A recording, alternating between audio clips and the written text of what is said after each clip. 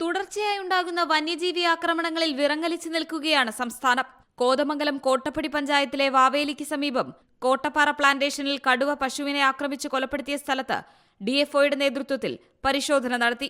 അടിക്കാട് വെട്ടി നീക്കുമെന്നും ഫെൻസിംഗ് നിർമ്മാണം ഉടൻ പൂർത്തിയാക്കുമെന്നും ഡിഎഫ്ഒ പറഞ്ഞു.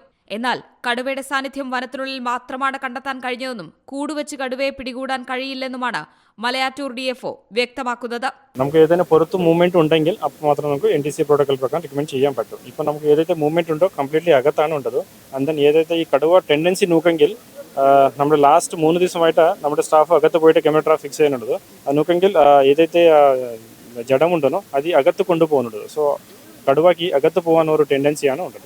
നമ്മൾ ആൾറെഡി പാട്രോളിംഗ് ചെയ്യുന്നുണ്ട് ഇവിടുത്തെ. എന്താണ് ഈ ആഴ്ചയിൽ തന്നെ മാക്സിമം നമുക്ക് ഏതൊക്കെ അരിക്കാടുണ്ടോ ഇവിടുത്തെ ആൾക്കാർ സപ്പോർട്ട് കൂടെ NGO സപ്പോർട്ട് കൂടെ നമുക്ക് ഈ ഭാഗത്തുകൊണ്ട് അരിക്കാട് കംപ്ലീറ്റ് റിമൂവ് ചെയ്യും. എന്താ നമ്മുടെ ഫെൻസിംഗ് വർക്ക് ആൾറെഡി തുടങ്ങിയിട്ടുണ്ട്. അത് നമുക്ക് എത്ര പെട്ടെന്നെങ്കിലും അത്ര പെട്ടെന്ന് കംപ്ലീറ്റ് ചെയ്യും. വാഗ്ദാനങ്ങൾ നൽകി കബളിപ്പിക്കുന്ന രീതി ഉപേക്ഷിച്ച് വന്യമൃഗശല്യത്തിന് ശാശ്വത പരിഹാരം കണ്ട് ജനങ്ങൾക്ക് ഭീതി കൂടാതെ ജീവിക്കാനുള്ള അവസരമുണ്ടാക്കണമെന്നതാണ് നാടൊന്നാകെ ആവശ്യപ്പെടുന്നത്. ഡിഎഫ്ഒയുടെ സാന്നിധ്യത്തിലാണ് ഈ ബോഡി സെർച്ച് ചെയ്യാൻ വേണ്ടി പോയത്. ബോഡി ഒത്തിരി ഉള്ളിലാണ്, അതായത് ഫോറസ്റ്റിന്റെ ഒത്തിരി ഉള്ളിലാണ് ഈ ബോഡി കിടക്കുന്നത്.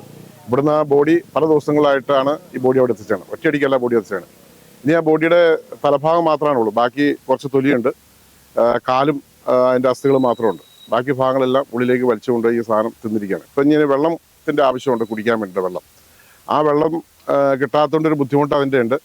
പക്ഷേ ഒരു ചെറിയ കുഴിയിൽ അല്പം വെള്ളം കാണുന്നുണ്ട്. ചിലപ്പോൾ ഒരു പക്ഷേ അവിടെ തന്നെ വീണ്ടും വന്ന് അത് കഴിക്കാനുള്ള സാധ്യതയുണ്ട്. ഇതിൻ്റെ ഉള്ളിലെല്ലാം ക്യാമറ വെച്ചേക്കണതുകൊണ്ട് കൃത്യമായി ഈ കടുവനെ കാണാൻ സാധിച്ചിട്ടുണ്ട്. ഒരു 7-8 വയസ്സുള്ള കടുവയാണെന്നാണ് DFO പറഞ്ഞത്.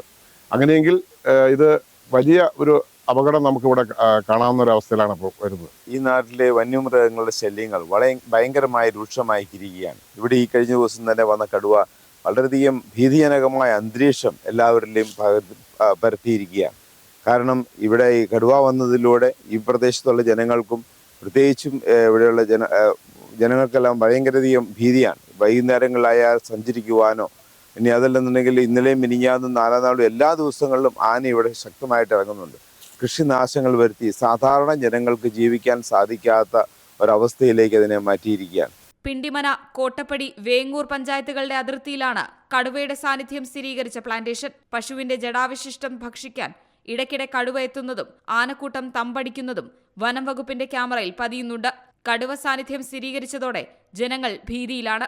കടുവ നാട്ടിലിറങ്ങാത്തതിനാൽ കൂടുവച്ച് പിടികൂടാനുള്ള പദ്ധതികളൊന്നും നിലവിലില്ല. പഞ്ചായത്ത് പ്രതിനിധികളെ ഉൾപ്പെടുത്തിയാണ് വനം വകുപ്പ് ഉദ്യോഗസ്ഥർ പശുവിനെ ആക്രമിച്ച സംഭവ സ്ഥലത്തെത്തി പരിശോധന നടത്തിയത്. Zee Malayalam news, Kochi.